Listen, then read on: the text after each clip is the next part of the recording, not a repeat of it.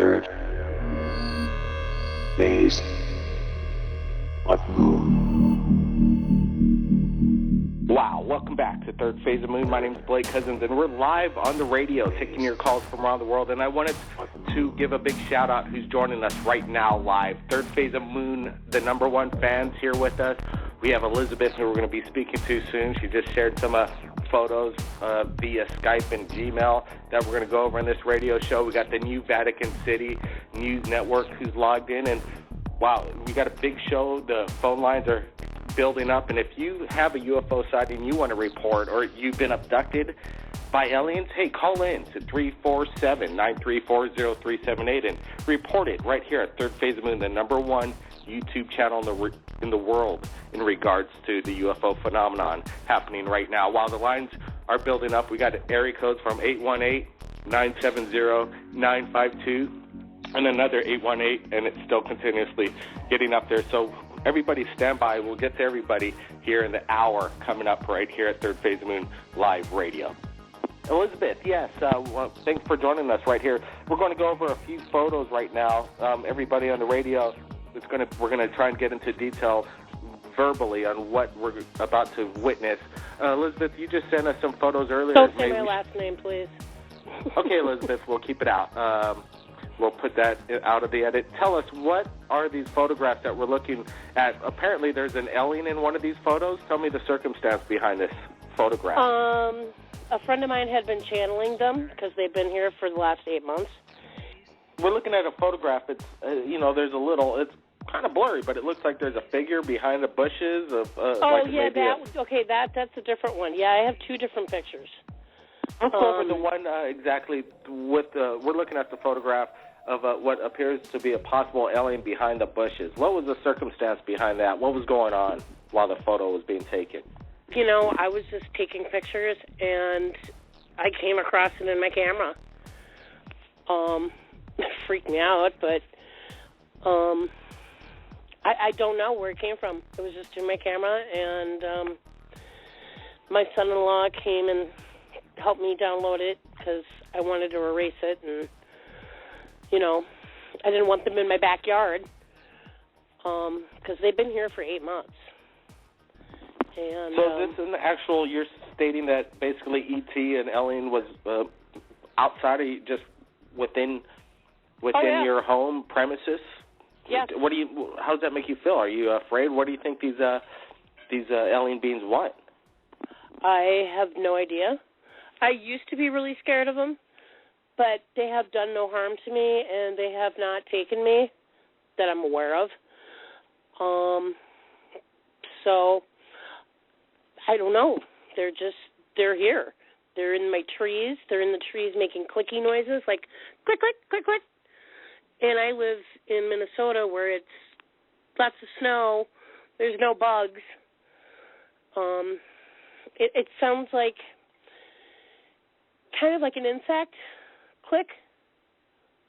I'm not sure.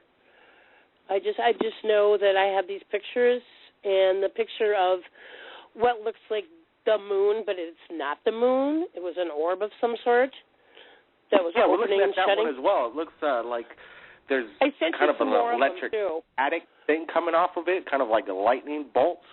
Yeah, things were coming out of it. It was opening and shutting. It was like a different dimension. You're continuously hunting these UFOs on a nightly basis? Wow, that's on a nightly basis. My dogs will tell me when they're here.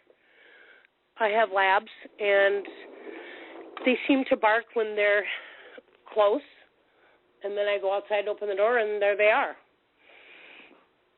Elizabeth, stand by. We're taking calls right here at Third Phase of Moon. Let's go to area code 818-339. Welcome to Third Phase of Moon. Tell us where you're calling from and what's your name.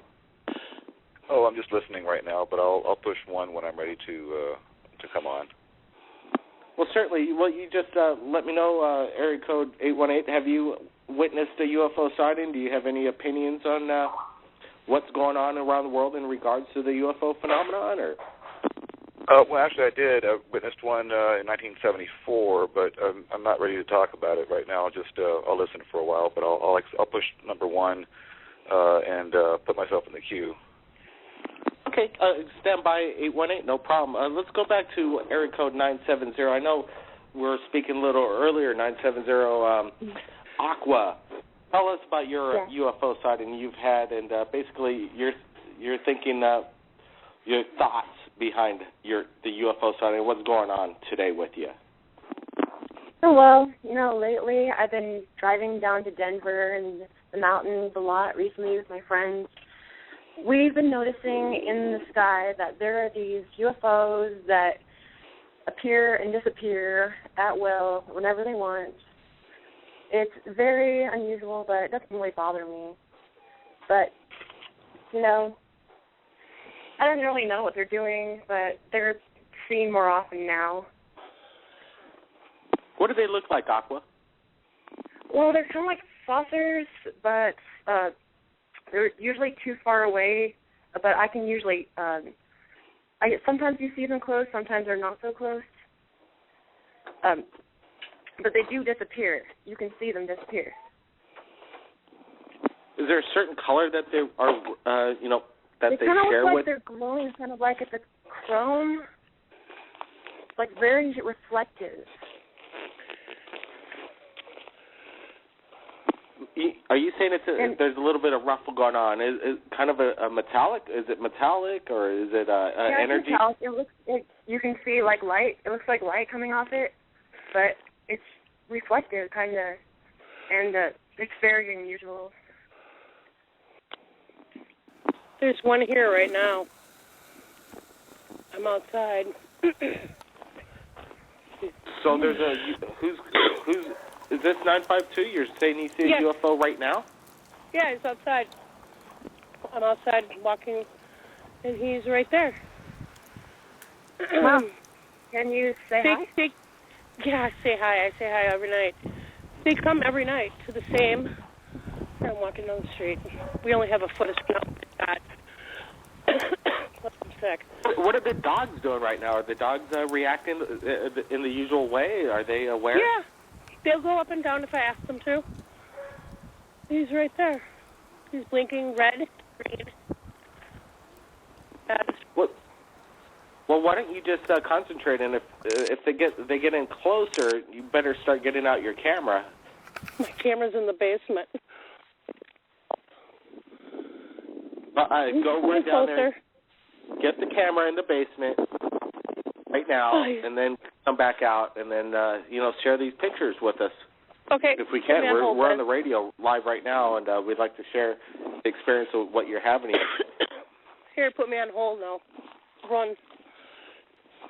1970 area code 818339. While she's grabbing her camera in the in the basement, which I suggest you do right now because that's what Third Phase of Moon viewers and listeners all want to see the evidence. I have something to say too. But can you get into your 1979 or 77 UFO sighting? 74. Oh, well, what was it? It's in 74, and it was me and my sister, and it's kind of a long story, but I'll go into it. My mom came to the front door and she said, "Hey kids, got to come in. It was getting cold," and we said, "Okay." And my sister said, "Hey, we're going to stay out a little bit longer because, of course, you couldn't just obey your mom right away, So, and I said, "Sure," And if she hadn't said that, we wouldn't have seen it. But we sat there for a little while longer, 10 minutes or so. And Mom came to the door a second time and said, "Hey, kids, come on. It's time to get in. I told you." I said, "Okay." And this is, of course, we had to move. And she said, "Hey, we got to go," right? So we get up. She's about 13. I'm about 10. And we get up and walk around the side of the house. We had a small sidewalk leading up to the kitchen door. And the first thing I noticed was my shadow in front of me, our shadows in front of me, as if there was a light behind us. And I knew there was no street light back there. The nearest street light was down the street. So I look behind me, and I see a rather large, it was substantial. It wasn't just a little dot in the sky, but it was rather large, and it was a disc, and it was glowing white. And it wasn't hard to look at. It wasn't so bright it was hurting my eyes, but it was bright enough to cast my shadow, And it moved over. It moved out of the north, and it moved into a spot where it hovered over a factory that was just a half a block down the street from us, right at the end of our block. And I said, "Judy, look." and I pointed at it, and she looked up, and she wasn't ready for this at all, she was rather biblically minded, a church-going family, a church-going girl, and she whimpered a lot. She said, "Oh, no, what is it? What's going to happen? Oh, no," and she was whimpering, and she was upset, and all I could say was, "Shut up." So I screamed at her, "Shut up," and we sat there and watched it for a few seconds. It hovered over a factory that was called Durkee's Famous Foods. This is a factory that produced like condiments and spices and food products of that sort. They had a lot of cooking oil, a lot of canola, a lot of they had lard and giant storage tanks that surrounded the factory. These tanks were big circular tanks. They looked a lot like silos, and they were maybe 30 feet tall, 20 feet across. But they held everything from, like I said, lard to corn oil to any sort of food product, and that was just where they stored their raw materials. And this thing hovered over the factory for about, 5, 6, maybe 10 seconds. And when it stopped, when it came to a complete stop, it wasn't glowing white anymore. The glow had died down, and it was just a metallic disc. And you could see the reflection of the street, not sharp mirror reflections, but you could see the light from the street lights illuminating it. And you could see that it looked metallic. It definitely had a metallic sheen. And the bottom of the saucer, and it was just a saucer, the bottom of it, pretty quickly, as soon as it came to a stop, illuminated with the kind of like little pinprick lights that swam across the surface. They didn't look like lights that were affixed to the surface like it would be on a metallic surface, but these were just little pinprick colored lights, and they were vivid colors. They were vivid blue, greens, purples, every color of the spectrum, red, yellow, orange colors, and they were cycling through the colors of the spectrum as they swam across the bottom of the disc. And then it only was there for a few seconds, and then I don't recall seeing it move before it vanished, but it just blinked out and became a streak of light heading to the south. And this was a streak of electrically colored, like lightning-colored light. And it flashed real bright, and then it faded from our sight. And I looked down at the kitchen door, and my sister-in-law had come out, my brand-new sister-in-law, who had just married my brother, just 8 months pregnant, had just come out the kitchen door, and she was looking up because she saw us out the side yard looking up, wonder what we were looking at. And I said, "Kathy, you saw it." And she said, "I saw a streak of light."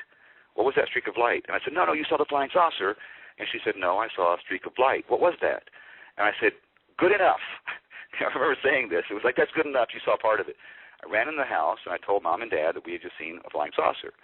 Mom and Dad knew this was out of the ordinary. They knew that we weren't the kind of kids to make up weird stories, and we were biblically, like I said, it was a biblical family. We went to church all the time, so none of us told lies. We were raised to not be liars and cheats and stuff like that.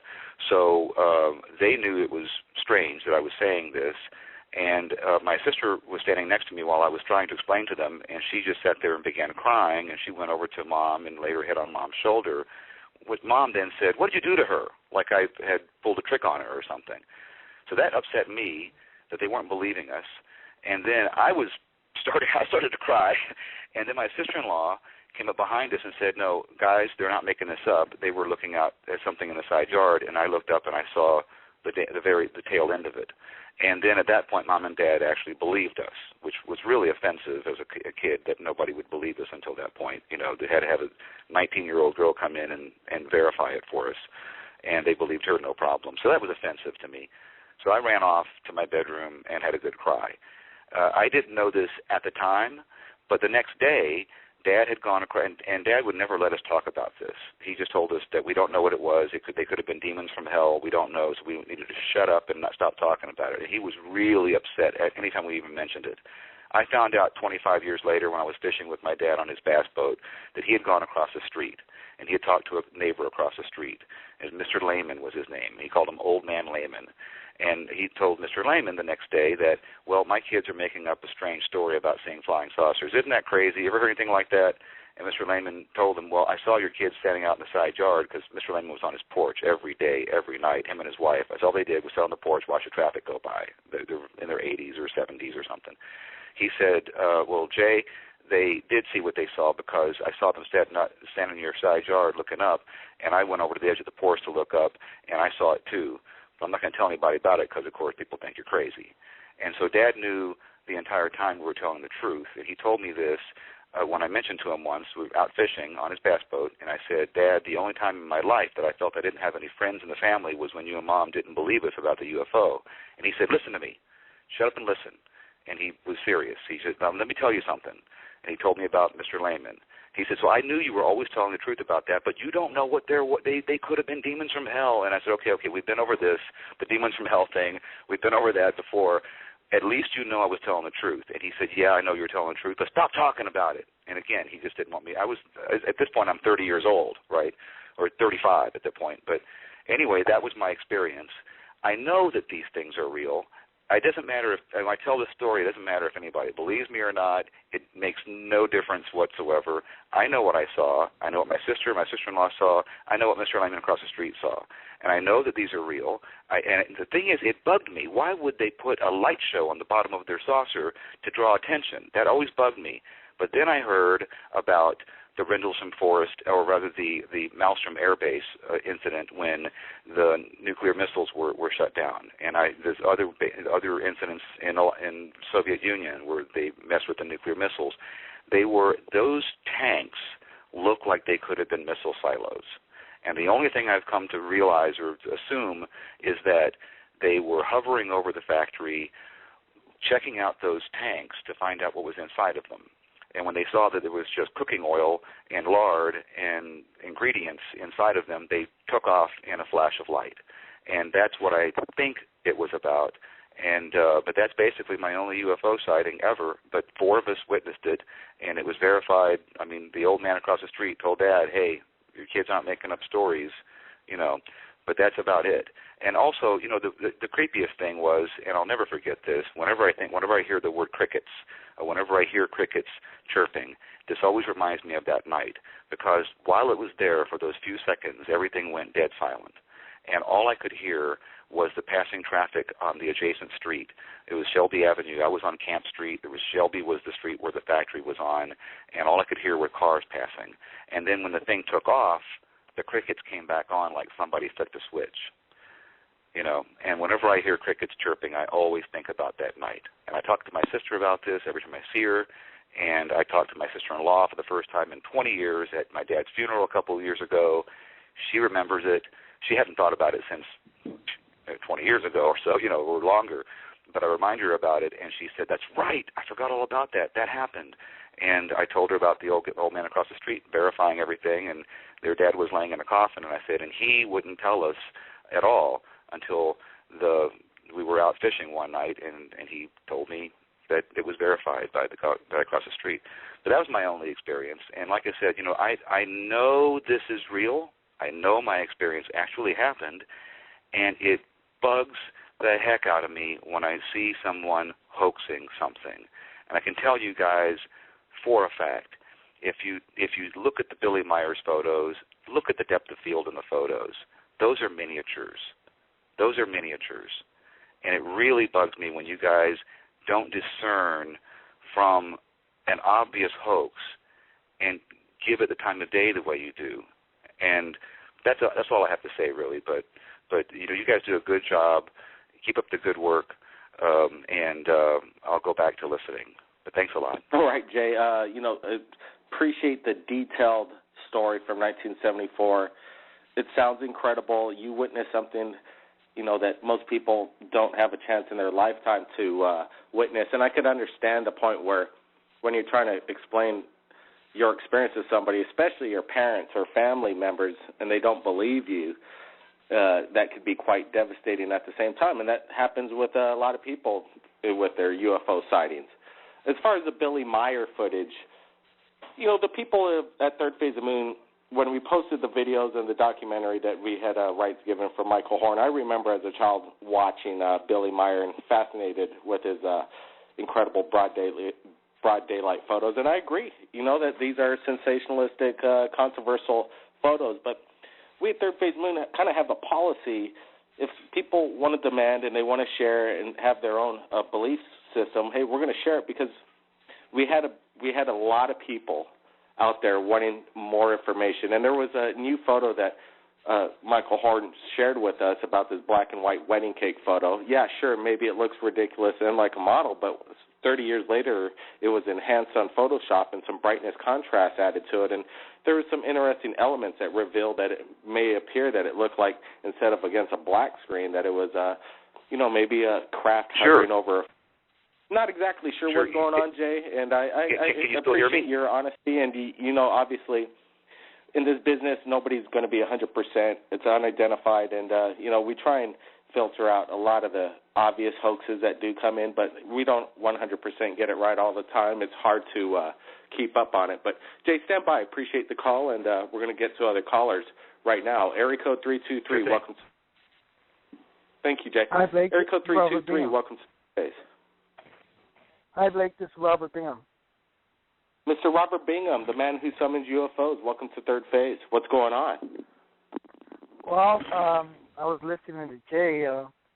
I could see where one experience is hard to believe that he's seen it, and there is probably a lot of hoaxes out there. I don't want to get into who I think is putting the hoaxes or used to put hoaxes, but I'd like to mention about Adamski.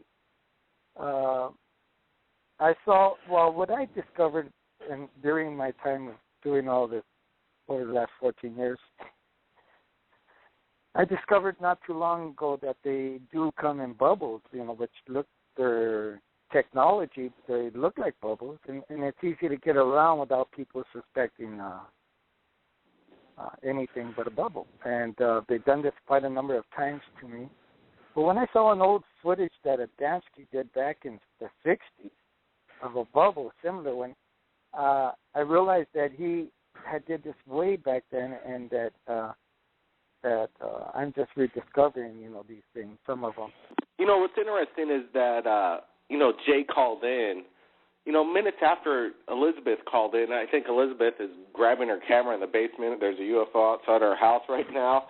And they both explained that there's this clicking, chirping sound that always brings back this kind of memory. It's basically a post-traumatic stress disorder is what it is, because you've experienced something so hardcore in your life, you're never going to forget it. It's a once-in-a-lifetime kind of event, and your brain's not going to let you forget it. It's quite interesting. You have these regressions with these clicks.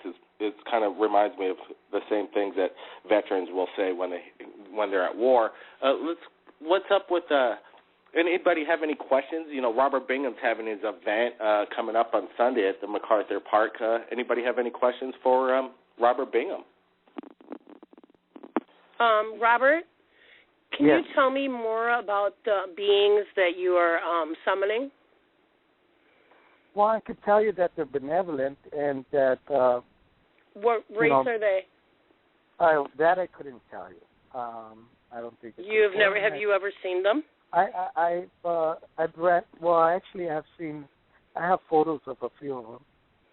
Okay. But I haven't made one. I have a few that I haven't made public yet. I have over 20,000 videos that I have made public. But, do any of them look human? Well, they do look. They have eyes and ears, and I can give you a brief description. On one of the photos, because there's a few different ones. On one of the photos, if you look at the Egyptian pyramids, the tombs, they have paintings on the wall of the Egyptians with big eyes. And it looks like they have a mascara, around their big eyes. And, without the makeup, they do have big eyes, but not exaggerated big eyes like what we think they are. And they do have long faces and long necks and larger ears. Longer ears. Long faces. Do they have pointy ears and a snout? No. They look human, but they just have longer faces and longer. They sound Pleiadian. Pardon me? They sound Pleiadian. Well, I couldn't tell you that because my deal is what I do. I don't know if you know what I do. I have a relationship with them, but it's not important, I think. The important thing is that we get prepared for their arrival, and they are going to change the world for the better, that we don't destroy the planet. And we stop using certain things that are killing the planet. And they're coming. They're here to neutralize everything that's destroying everything. I hope that's true 120%. But sadly, we just talked to Dr. Jacobs, and he said that there's been a change with abductions. He wrote this book called The Threat. And Robert, I got to make you aware of this. This is something, a new thought going on. Recently, abductees have been, when they've been abducted in the past and they've been used with their sperm and ova to create hybrids, they were later shown, those children, and told to show them love and interact with them, and they were observed by the ETs. This is what millions of them report from around the world, okay? Well, now recently, in the last 10, 15 years, what the abductees are reporting is they're not saying go show them love and go interact with them. They're saying go, and they simulate, a house, a kitchen, a store. They say show them how to open a door. Show them what to buy in a grocery store. Show them how to operate a kitchen. And what does that tell you? Dr. Jacobs is saying that he believes the invasion is already coming, because you got to remember, no one's going to come blow up anything, because why would you use a planet that wouldn't be blown up? But nonetheless, there are those camps that believe there's nothing can happen to this. There's supposed to be this galactic federation.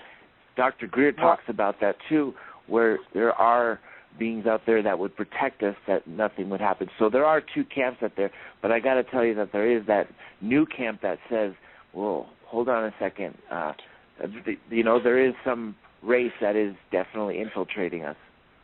Well, there's good and bad out there, of course, but I'm going to say this. Good and bad here. I do not spread fear. I do not spread fear at all. And if this guy, Dr. whatever his name is, what are his credentials? Does he have a relationship with them up there, or does he go up there publicly and bring them down like I do? John? No, he doesn't. But then how could you believe somebody who does not do that? He's just an alien abduction specialist. He's one of those that I went down to the UFO Congress and personally summoned a craft there, and Open Minds was there, and they filmed it, and they interviewed me. But that was my mission, to go down there and do that. But there was a ton of people inside the conference, and, were selling the books and doing their speeches. But which one of them really have a relationship bringing out craft? I don't know. But I went down there, and that's what it's all about, John. If you can bring them down, sure. I would believe, that you have. They're waiting to be called down, aren't they? People are waiting to be made. Well, they're not waiting. They're here. They've been here, and they're here, and they are trying to neutralize all the nukes. And once they do, they're going to really. That's a fact. They've been nuclear tampering since at least 1967, if not before. Well, of course, and the government is, in fact, using UFO technology for the weapons, the firing sequence to arm a nuclear device, and they keep it's just a cat and mouse game. But Robert, they we were talking about Bassett's disclosure first. His project to move this year to end disclosure this summer. What can you do with your summoning? Because you've already taught people how to summon, and they're now trying to teach others, and they're spreading a storm so they could go on. But what can you do? Well, the whole thing is to spread this like a pebble falling in a lake. The ripple goes around. Gets bigger and bigger. And by this summoning technique and teaching people, I have people from Germany, Norway, Colombia, everywhere around the country, world, that are sending me positive results. And so when this envelops the world, of course, they're not going to be falling for this spread of fear. Come on now. The people that are running this world are destroying it, all in the name of profit, in the name of money and greed. And this got to stop. Basically, it's got to stop. It can't go on. And all the animals are dying, all the sea creatures. It's just not going to go anymore. This planet is not ours to destroy. Well, I think the planet is some people say the planet is in peril. The planet's the climate change is bad for the planet. Well, it's really not bad for the planet. The planet's not going anywhere. It's basically us little human beings that are occupying it have to worry about things. The planet is going to take care of itself. Eventually, the sun will engulf it and take it out. Supernova. But, everybody stand by. I want to get back. If anybody has questions for Robert Bingham, we have time. We're going to have an extended Third Phase of Moon radio show. But I just wanted to go to some callers calling in. And everybody out there, this is the place to report your UFO sightings and share the information. So let's go to area code 702. Welcome to Third Phase of Moon. Tell us your name and where you're calling from. And if you have any questions, you want to share a story, go ahead. Yeah, my name is John. I'm just going to go by John because I just want to kind of stay anonymous. When I was younger, I would... Where are you calling from, John? Go ahead. We'll keep your name... Las Vegas. Yep. I'm calling from Las Vegas. Well, I've called actually in before and showed you footage of a V-shaped object, which you guys, said could possibly be a reverse technology.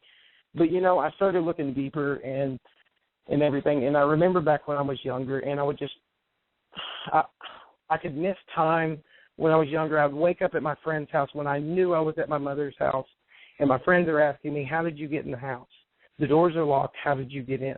I don't remember how I got there. I don't remember anything. I would do the same thing at my grandmother's house. Now, I don't remember how I could have gotten in the house. My grandmother has also said, there's no way you could have possibly gotten in the house. You were not here before. How did you get in? So, there's misplaced time there that, my father even asked me, how did you do it? The windows, anything, nothing was disturbed. They just don't know. I mean, it's really just unexplained. It couldn't be just a normal sleepwalking. That's why they were really concerned with me.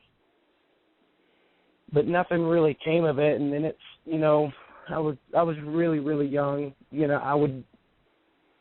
I'd have problems sleeping. I'd wet the bed, be sweating like all kinds of crazy. I mean, it wasn't the first time I saw something in the sky. It's just I actually caught it on camera this time.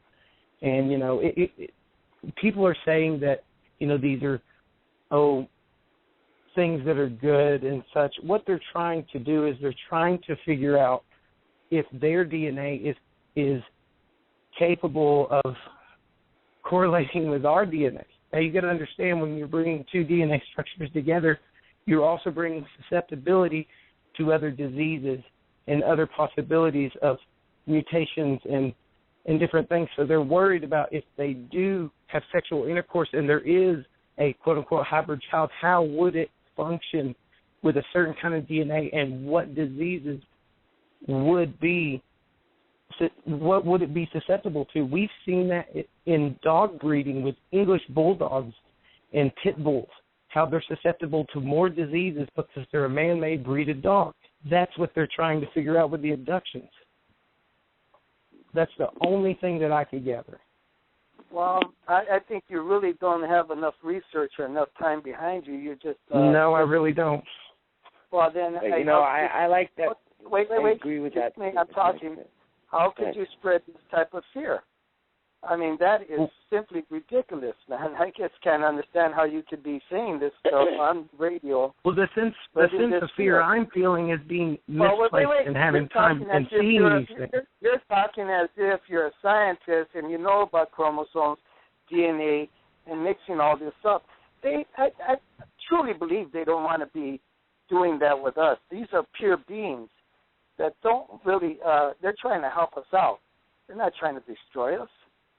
Well, then why are they, but wait. What are they doing with the probing and the sexual acts and all this stuff? I did say there is bad up there and there's good. These are fallen angels, okay. These are good angels. What are you after? I mean, you're after the I'm just saying if I was up there and I was a scientist trying to figure things out. If you're after the negative part and spreading fear, then that's what you're going to get. Now, you got to realize that if you talk positive, if you seek positive things, that's what. No, I didn't say it was bad. I just said that that's what I heard. Misplacing time is scary because it's not upon my will to misplace time. I mean, wouldn't you agree? I'm just saying that it might possibly not be a bad thing because disclosure is coming about. Well, look, let me tell you something. Do you ever say the Lord's Prayer? Oh, most definitely.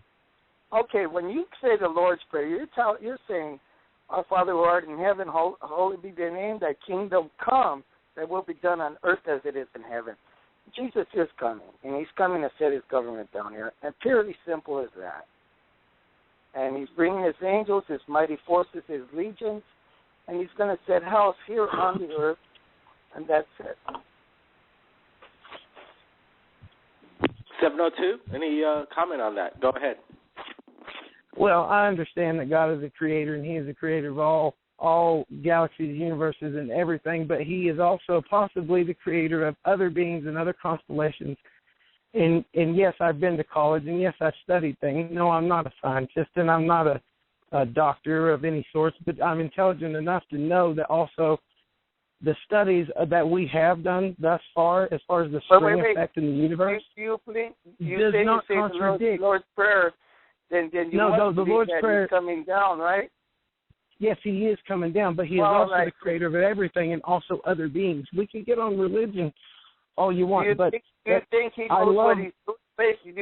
knows what he's doing? He knows exactly what he's doing, and it is a good thing. But when you misplace time as a person, it is fearful because it is not upon my will. That's all I'm saying as far as fear. Okay, because this is something greater than me, and it is intimidating. And all that.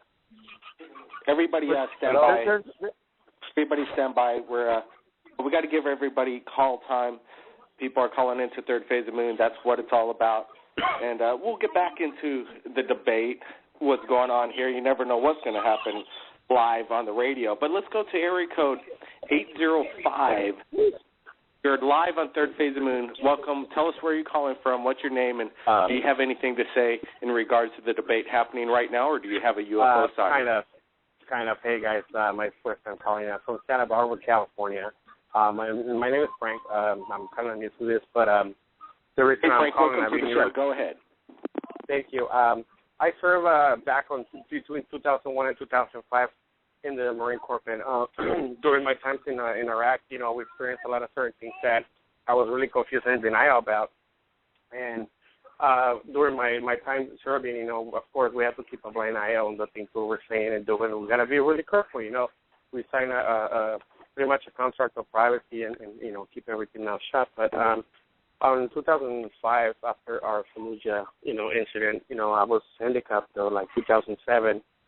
Came back to the States, and I had an experience where we had to go down to, San Luis Obispo area base for retraining, and they asked us what happened on the incident, what happened during our time in Iraq, and what happened during our missions, and what happened. It was kind of like a debriefing after, it was like reunions and stuff. And they asked us about the incident that happened in 2003. Near Ramadi, where during the nighttime they were testing some type of equipment that we weren't aware of.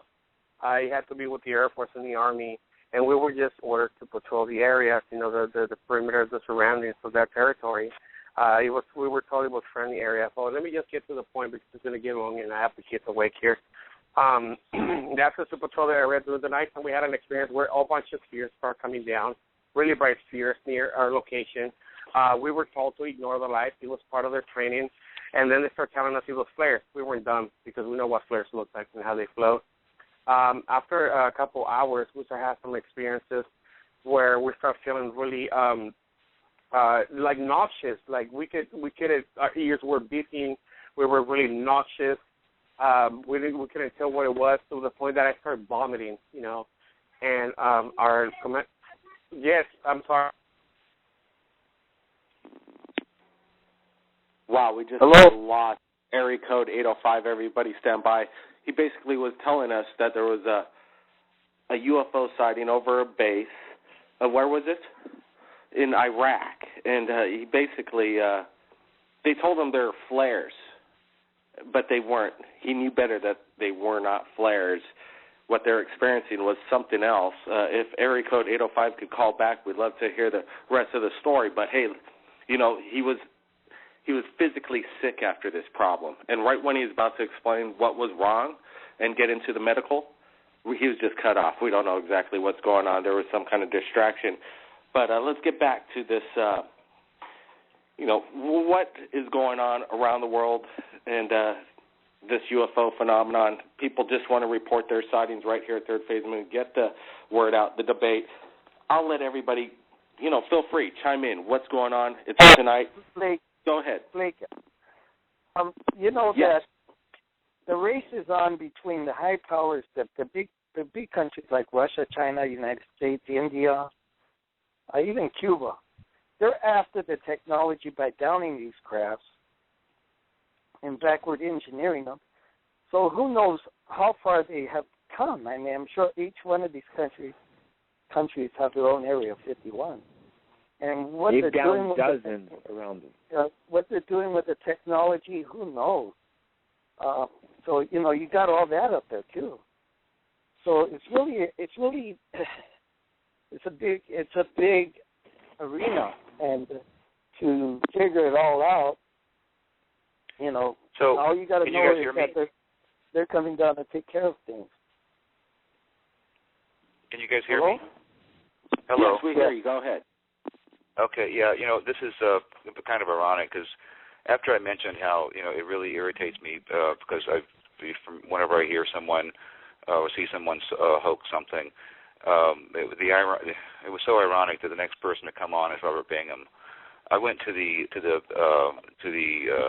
triple summoning event down in South LA with Fausto Perez, and Mr. Bingham was there, and so was the Martin, the dude. I can't think of his first name. His last name is Martin. Martin. And I was there with a friend of mine, and you know, we were the first to show up, and Mr. Bingham probably remembers, but he showed up with his friend, and we talked for a little while, and Mr. Bingham told me, you know, sometimes UFOs disguise themselves as balloons. And I thought that was so strange when he said that, but so we sat there and we wait for a while, and everybody shows up, and then Fausto shows up late, and the balloons are already flying in the air. Wait, nothing but... Wait, sir. Go to my event on Sunday, all right? Please go to my event. But I remember you, and I don't remember talking to you. I remember you standing on the side. I watched you. I seen you there. I knew who you were. So don't tell me that you talked to me because you did not talk to me. Through the air. You did not talk to the balloons me, fly through the air. They're not balloons, and I've got a lot of videos. Just watch my videos. Don't try to discredit me because I have a lot of material. And I know what I'm talking about. There's nothing Let me ask you, do you work for the government, sir? Are you a DARPA agent? Do you work for the government or another element? No, I'm a special effects artist, and I understand how to use After Effects. And I also noticed on Fausto Perez's... I definitely believe that you're way off course because you don't know me. You don't know anything about me. Let me talk. Well, you shut people up enough times for you to shut up. Because they're not. Yeah, you can let me talk now, okay? I've done visual effects for 15 years. You're making me look silly.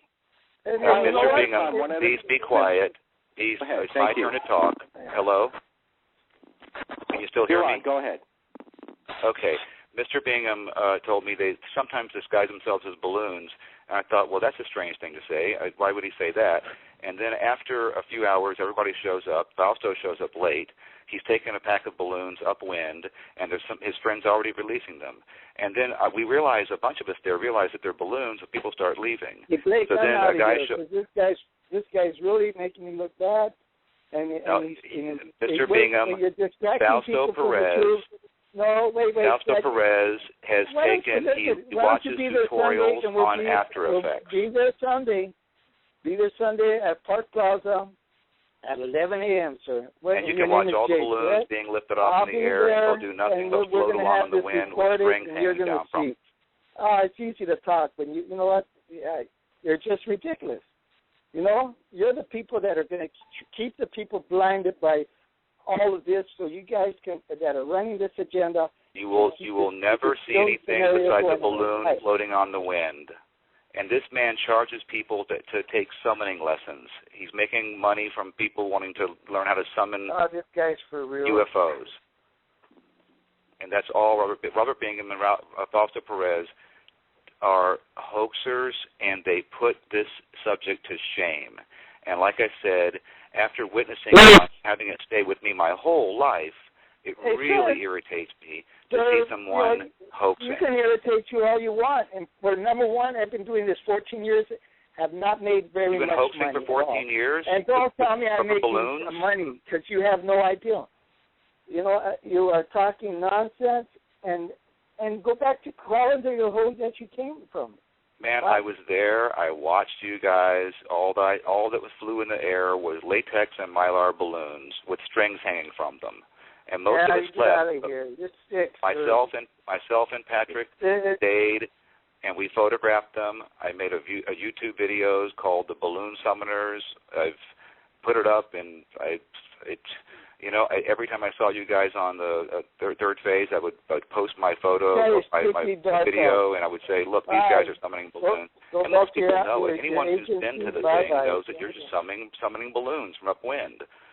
People are letting balloons off. Let me step in here real quick. I know, the debate gets hardcore. People have their opinions. And, right here at Third Phase of Moon, we're not going to censor opinions by any means. That's not what we do. We let people share them. You see them in the comments below. People state it all the time right here at YouTube, Third Phase of Moon. But I want to say this is what's going on here, in my opinion. In 1974, you had an experience that was so overwhelming with your sister. And, you couldn't. This is something that's incredible, your experience you just shared on Third Phase Moon. When you go to a Robert Bingham event, maybe you're looking for something that you had this experience you had 14 years ago when you were 14. Not really. I'm looking for something that doesn't have a string hanging down from the bottom of it. And they haven't even got. They should at least photos and stuff that can come out of these events, and we're not going to be posting videos that have strings and balloons off of them. You watch Third Phase Moon all the time. You're seeing the videos that we post from these events. Some of them, are quite interesting. People are around. People are there. Maybe there might be something that's up there in the sky, keeping an eye on what's going on the ground. We don't know. Sure. They could be military drones in their certain points. Obviously, there are. Blake. Yeah, I got you. The thing is, they simply use pictures After and videos Effects. I got that look very suspicious to balloons. I totally accept that. Go ahead. I was going to say that they simply After Effects enhance the balloons. They can wipe out the string if they need to. And I swear, the next day after this triple event that I went to, Fausto posted some videos with some balloons shooting off from the other balloons, and that was simply an After Effects trick where he clones it and pulls it off to one side. You know how you stabilize a piece of footage? When you guys have your logo and you walk in front of the logo, that footage is totally stabilized.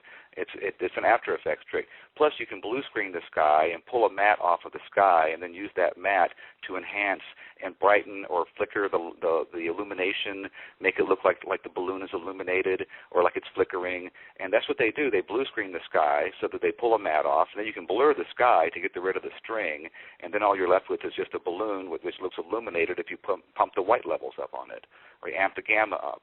And this is all I saw done. And the same balloons I witnessed and photographed with my 300 millimeter lens, I saw in their videos with no string, but I saw them brightened and color corrected to be illuminated to look as if they were a bright orb, when really it was a pink latex balloon or a mylar square or a mylar star. They even used standard party balloons like the square and the star mylar balloons. And everybody was so disappointed that people just started leaving. And at the end, there was a very small crowd of about 15 people, all pointing in the sky. And there's a documentary filmmaker there who was filming them a little bit. But it was just a depressing event. It was really depressing to see. I really had faith that Robert Bingham was doing something in the order of like what Dr. Greer does in his SETI missions, where some pretty amazing stuff actually does happen. But these are just balloons. Well, absolutely everybody has their own opinion, and we like that you share it right here. I've never been to an event personally with Robert Bingham. We've invited him to come down here to the state of Hawaii and do it for us with our own eyes and our own cameras. And, we'll look forward to it. We're not about to give up on them. But I can understand going out to an event, having your heart set on to see a UFO, and then there's suspicious activity. Let me tell you, if anybody's down there and there's suspicious activity, we'd like to see it at Third Phase of Moon. Let us know. We just haven't seen that yet. But if anybody's on the ground on Sunday and you see or speculate that there's something fishy going on, hey, we're going to share that with Third Phase. But we're running down. We got 2 minutes left on our Third Phase of Moon channel, and I wanted to give everybody last words right here. So let's go with area code 952. Any last words for Third Phase of Moon? You've been on for the whole show. Go ahead. No, I just sent you a video that I just took of them outside right now. So, okay, we're going to be news again. The news still comes into Third Phase of the Moon, and we're going to be taking a look at that radio, the new video coming in. 970, go ahead. Any last words?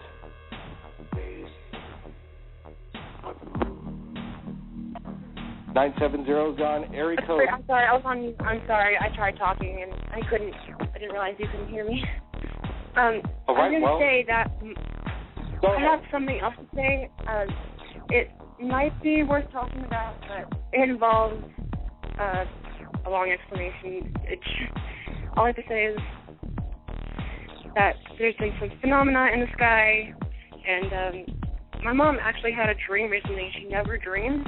It was about, like, a UFO, and I think it's worth enough for me to tell you about.